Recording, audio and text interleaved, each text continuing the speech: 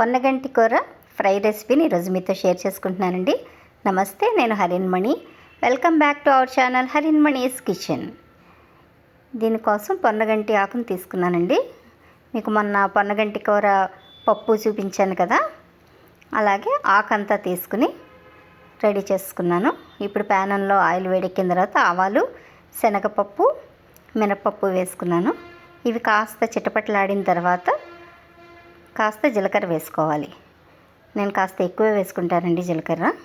ఈ జీలకర్ర కూడా కాస్త వేగిన తర్వాత ఇందులోకి వెల్లుల్లి రెబ్బలు వేసుకుంటున్నాను. మీకు నచ్చితే ఎక్కువ వేసుకోవచ్చండి. వెల్లుల్లిపాయలు కూడా వేసిన తర్వాత కాస్త వేయించేసుకోవాలి.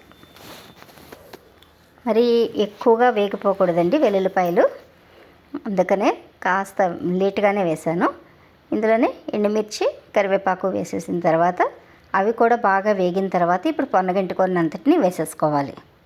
వేసేసి బాగా కలిపేసుకోవాలి. ఓకేనండి. ఇప్పుడు ఇందులో కొద్దిగా పసుపు వేసుకుంటున్నాను. పసుపు వేసేసి బాగా కలిపేసుకుంటున్నాను.